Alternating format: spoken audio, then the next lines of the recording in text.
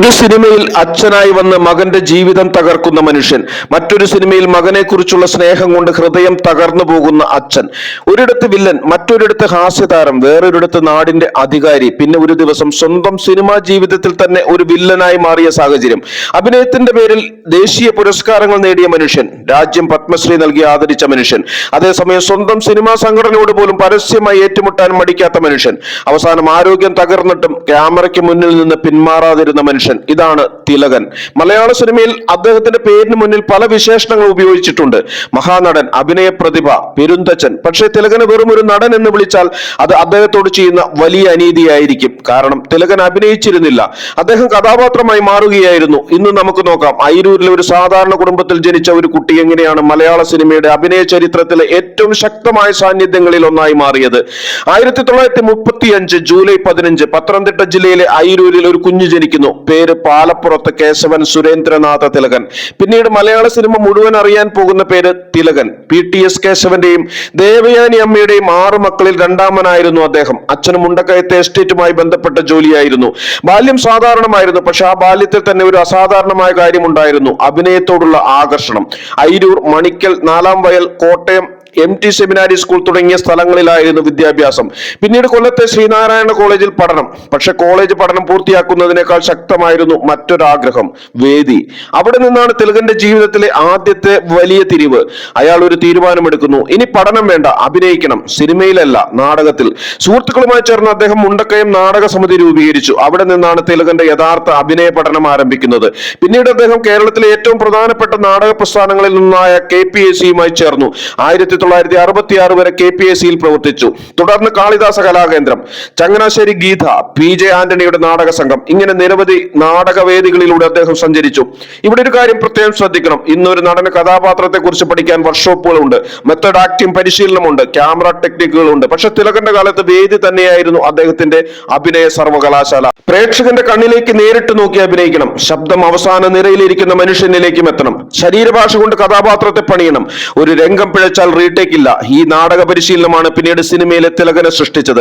ആകാശവാണിയുടെ റേഡിയോ നാടകങ്ങളിലും അദ്ദേഹം ശബ്ദം നൽകി. അതായത് ശബ്ദം കൊണ്ടുപോലും കഥാപാത്രത്തെ സൃഷ്ടിക്കാൻ കഴിയുന്ന നടനായിരുന്നു തിലകൻ.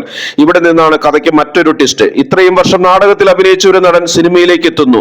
പക്ഷെ നായകനായിട്ടല്ല. PJ ആന്റണി സംവിധാനം ചെയ്ത പെരിയാറാണ് അദ്ദേഹത്തിന്റെ ആദ്യകാല സിനിമാ പ്രവേശനമായി പൊതുവെ രേഖപ്പെടുത്തുന്നത്. പിന്നീട് ചെറിയ വേഷങ്ങൾ, ഗന്ധർവ ക്ഷേത്രം, ഉൾക്കടൽ. പക്ഷെ സിനിമ അദ്ദേഹത്തെ ഉടൻ സ്വീകരിച്ചില്ല. ഒരു കാലത്ത് മലയാള സിനിമയിൽ നായകനാകാൻ വേണ്ടത് ഒരു പ്രത്യേകതരം രൂപം, പ്രായം, ശരീരഘടന എന്നിവയൊക്കെയാണെന്നൊരു ധാരണയുണ്ടായിരുന്നു. തിലകൻ അതിനൊന്നും പൂർണ്ണമായി യോജിച്ചിരുന്നില്ല. പക്ഷെ അദ്ദേഹത്തിന് മറ്റൊന്നുണ്ടായിരുന്നു: മുഖം. ആ മുഖത്ത് കഥ പറയാനുള്ള കഴിവ്. ഒരു നോക്കിലൂടെ കോപം പറയാം, ഒരു ചെറിയ ചിരിയിലൂടെ പരിഹാസം പറയാം, ഒന്നും പറയാതെ വേദന പറയാം. അതാണ് പിന്നീട് മലയാള സിനിമ തിരിച്ചറിഞ്ഞത്. KG ജോർജിന്റെ കോലങ്ങൾ തിലകൻ അവതരിപ്പിച്ചത് കള്ളുവർക്കി. ഒരു സാധാരണ കഥാപാത്രമല്ല അത്. തിലകന്റെ സ്ക്രീൻ സാന്നിധ്യം തിരിച്ചറിയാൻ മലയാള സിനിമ തുടങ്ങുന്ന നിമിഷം. പക്ഷെ അതിലും വലിയ മാറ്റം ഉടൻ വരാനിരിക്കുകയായിരുന്നു. യവനിക, KG ജോർജിന്റെ തന്നെ ചിത്രം. ഒരു നാടക സംഘത്തിന്റെ പശ്ചാത്തലത്തിൽ നടക്കുന്ന ഒരു ദുരൂഹമായ കൊലപാതകം. അവിടെ തിലകന്റെ അഭിനയം പ്രേക്ഷകരെ പിടിച്ചിരുത്തി. അദ്ദേഹത്തിന് ലഭിച്ച ആദ്യ കേരള സംസ്ഥാന ചലച്ചിത്ര പുരസ്കാരവും ഈ കാലഘട്ടത്തിലാണ്. ഇനി തിലകൻ വെറും നാടക നടനല്ല, സിനിമാ നടനാണ്. തിലകൻ എന്ന നടന്റെ ഏറ്റവും വലിയ പ്രത്യേകത എന്തായിരുന്നു? ഇവിടെയാണ് തിലകനെ മറ്റുള്ളവരിൽ നിന്ന് വേർതിരിക്കേണ്ടത്. അദ്ദേഹം ഒരേ തരത്തിലുള്ള കഥാപാത്രങ്ങളിൽ കുടുങ്ങിയില്ല. അച്ഛൻ, ഗുരു, പോലീസ്, ഗുണ്ട, വില്ലൻ, കർഷകൻ, പുരോഹിതൻ, ഹാസ്യ കഥാപാത്രം, വൃദ്ധൻ, ദുഷ്ടൻ, നന്മ നിറഞ്ഞ മനുഷ്യൻ, എന്തും ചെയ്യാം. തിലകന്റെ മുഖം കഥാപാത്രത്തിനനുസരിച്ച് മാറും. അതുകൊണ്ടാണ് അദ്ദേഹത്തെ ക്യാരക്ടർ ആർട്ടിസ്റ്റ് എന്ന് മാത്രം വിളിക്കാൻ കഴിയാത്തത്. അദ്ദേഹം നായകനുമായിരുന്നു, വില്ലനുമായിരുന്നു, സഹനടനുമായിരുന്നു, കൊമേഡിയനുമായിരുന്നു. തിലകന്റെ അഭിനയ ജീവിതത്തിലെ ഏറ്റവും ശക്തമായ അധ്യായങ്ങളിൽ ഒന്ന് മോഹൻലാലിനോടൊപ്പമുള്ള കഥാപാത്രങ്ങളാണ്. അച്ഛനും മകനുമായി ഇവർ അഭിനയിച്ച നിരവധി സിനിമകൾ മലയാളികളുടെ മനസ്സിൽ ഇന്നും ജീവിക്കുന്നു. പക്ഷെ അതിൽ ഏറ്റവും വലിയ ഉദാഹരണം കിരീടം തന്നെയാണ്. അച്യുതൻ നായർ, ഒരു പോലീസുകാരൻ. അയാളുടെ ഒരേ ഒരു സ്വപ്നം: മകൻ സേതുമാധവൻ ഒരു പോലീസുകാരനാകണം, നല്ലൊരു ജീവിതം നയിക്കണം. പക്ഷെ ജീവിതം മറ്റൊരു കഥ എഴുതുന്നു. സാഹചര്യങ്ങൾ സേതുമാധവനെ അക്രമത്തിന്റെ വഴിയിലേക്ക് തള്ളിവിടുന്നു. അച്ഛന് സ്വന്തം മകനെ രക്ഷിക്കണമെന്നുണ്ട്. പക്ഷെ നിയമത്തിന്റെ കുപ്പായം ധരിച്ച അച്ഛൻ നിയമത്തിന്റെ മറുവശത്ത് നിൽക്കുന്ന മകനെ നോക്കി നിൽക്കേണ്ടി വരുന്നു.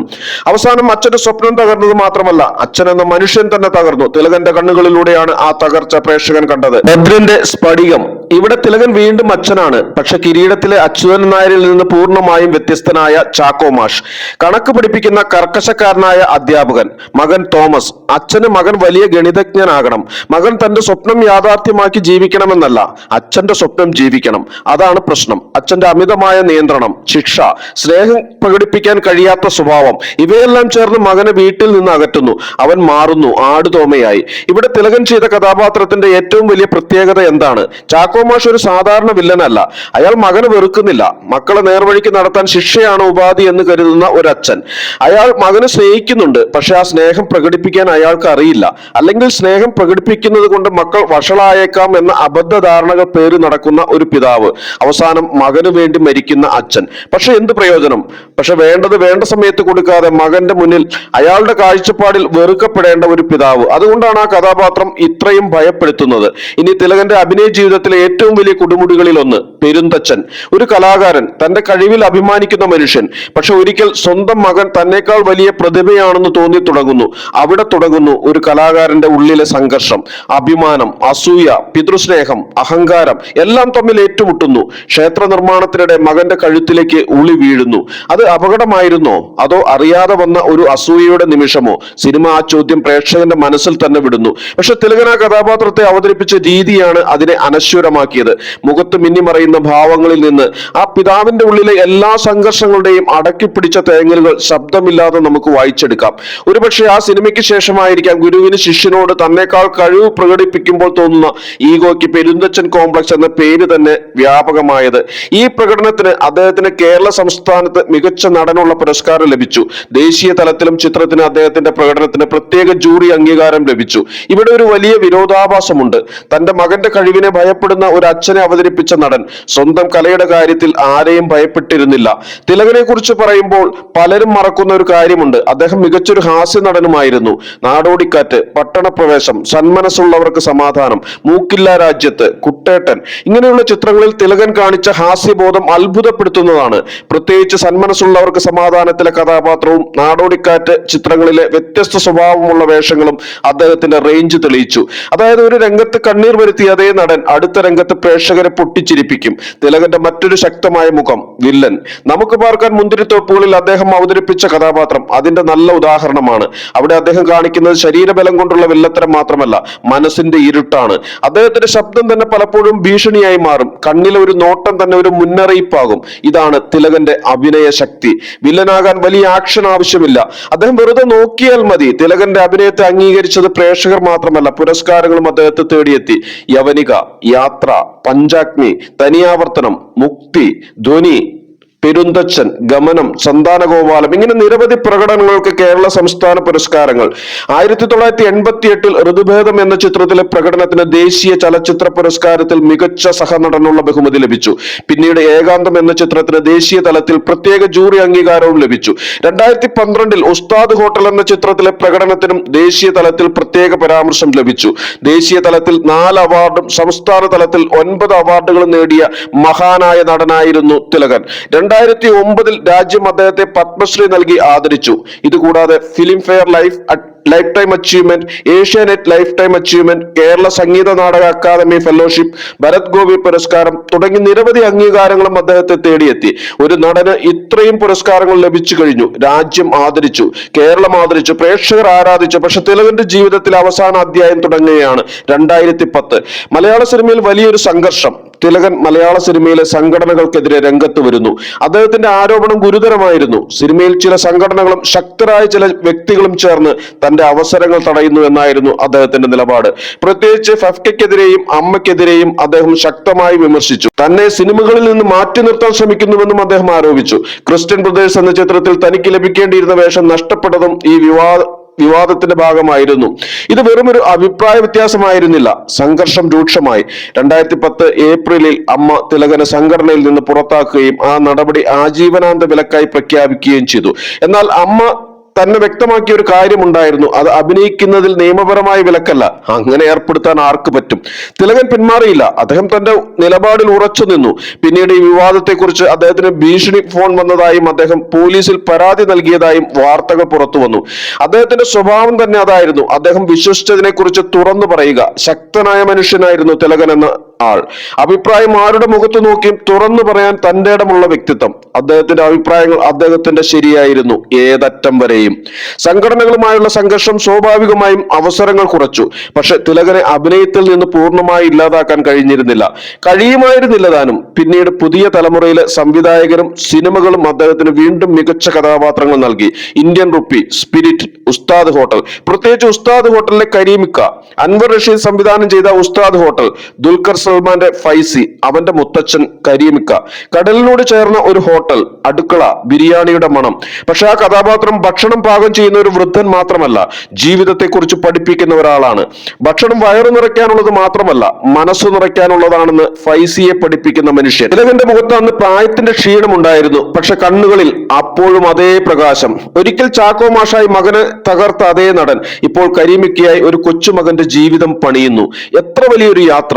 2012 ഓഗസ്റ്റ് തിലകൻ വീണ്ടും ഗുരുതരമായി അസുഖബാധിതനായി. ചികിത്സ, ആശുപത്രി, ഹൃദയാഘാതങ്ങൾ, ന്യൂമോണിയ, വെന്റിലേറ്റർ, ജീവിതവും മരണവും തമ്മിലുള്ള പോരാട്ടം.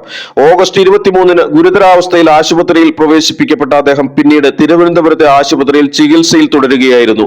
അപ്പോഴും അദ്ദേഹത്തിന്റെ അഭിനയ ജീവിതം പൂർണ്ണമായി അവസാനിച്ചിരുന്നില്ല. സീൻ 1 നമ്മുടെ വീട് എന്ന ചിത്രത്തിന്റെ ഷൂട്ടിങ്ങിനിടെയാണ് ആരോഗ്യനില വഷളായത്. 2012 സെപ്റ്റംബർ 24 പുലർച്ചെ തിരുവനന്തപുരം ഒരു ആശുപത്രി മുറിയിൽ മലയാള സിനിമയുടെ ഒരു മഹത്തായ അധ്യായം അവസാനിച്ചു. തിലകൻ വിടവാങ്ങി. ഹൃദയാഘാതത്തെ തുടർന്നായിരുന്നു മരണം. പുലർച്ചെ ഏകദേശം 3:35 അന്ത്യമെന്നാണ് റിപ്പോർട്ടുകൾ.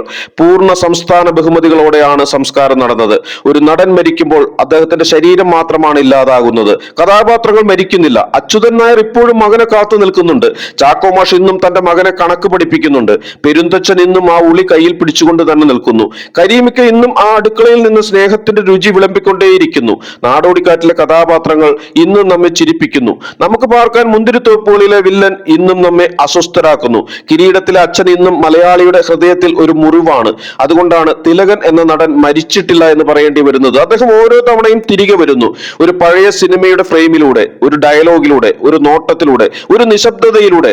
തിലകൻ എന്തുകൊണ്ട് ഇത്ര വലിയ നടനായി? അതിനൊറ്റ ഉത്തരമേ ഉള്ളൂ. അദ്ദേഹത്തിന് അഭിനയത്തിന്റെ 3 വലിയ ആയുധങ്ങൾ ഉണ്ടായിരുന്നു: ശബ്ദം, മുഖം, നിശബ്ദത. ശബ്ദം ഉയർത്തിയാൽ അധികാരം, ശബ്ദം താഴ്ത്തിയാൽ ഭീഷണി, ശബ്ദം വിറപ്പിച്ചാൽ വേദന, മുഖം മാറ്റിയാൽ കഥാപാത്രം മാറും. പക്ഷെ ചിലപ്പോൾ ഒന്നും ചെയ്യേണ്ടതില്ല, വെറുതെ നോക്കിയാൽ മതി. അതാണ് തിലകൻ. അഭിനയം എന്താണെന്ന് ചോദിച്ചാൽ ചിലർ പറയും അത് സംഭാഷണമാണ്, ചിലർ പറയും ശരീരഭാഷയാണ്, ചിലർ പറയും കഥാപാത്രത്തെ മനസ്സിലാക്കുന്നതാണ്. പക്ഷെ തിലകന്റെ ജീവിതം നമ്മോട് പറയുന്നത് മറ്റൊന്നാണ്. അഭിനയം എന്നത് കഥാപാത്രത്തിന്റെ ആത്മാവിലേക്ക് ഇറങ്ങിച്ചെല്ലുന്നതാണ്. അവിടെ നിന്ന് പുറത്തു വരുമ്പോൾ സ്വന്തം മുഖം പോലും മറന്നു പോകണം. തിലകൻ അത് ചെയ്തു. അതിനാലാണ് അദ്ദേഹത്തെ നടൻ എന്ന് മാത്രം വിളിക്കാൻ കഴിയാത്തത്. അദ്ദേഹം മലയാള സിനിമയുടെ അഭിനയത്തിന്റെ പെരുന്തച്ഛനായിരുന്നു. ഒരു ഉളി കൊണ്ട് മരത്തിൽ രൂപം കൊത്തിയെടുക്കുന്ന പെരുന്തച്ഛനെ പോലെ തിലകൻ തന്റെ ശബ്ദം കൊണ്ടും കണ്ണുകൾ കൊണ്ടും ശരീരഭാഷ കൊണ്ടും മലയാള സിനിമയിലെ കഥാപാത്രങ്ങൾക്ക് രൂപം നൽകി. അദ്ദേഹം പോയിട്ട് വർഷങ്ങൾ കഴിഞ്ഞു. പക്ഷെ ഇന്നും ഒരു പഴയ സിനിമയിൽ തിലകൻ സ്ക്രീനിൽ പ്രത്യക്ഷപ്പെടുമ്പോൾ നമ്മൾ അറിയാതെ ഒന്നും നിശബ്ദരാകും. കാരണം സ്ക്രീനിൽ കഥാപാത്രം വന്നതല്ല, തിലകൻ വന്നതാണ്. തിലകൻ അവതരിപ്പിച്ച കഥാപാത്രം വന്നതാണ്. അതാണ് ഒരു മഹാനടന്റെ യഥാർത്ഥ മരണമില്ലായ്മ. ഈ എപ്പിസോഡ് നിങ്ങൾക്ക് ഇഷ്ടമായെങ്കിൽ ലൈക്ക് ചെയ്യാനും ഷെയർ ചെയ്യാനും മടിക്കരുത്. മറ്റൊരു രസകരമായ എപ്പിസോഡ് ഇനിയും കാണുന്നതിന് വേണ്ടി സബ്സ്ക്രൈബ് ചെയ്തില്ലെങ്കിൽ ചാനൽ സബ്സ്ക്രൈബ് ചെയ്യുക.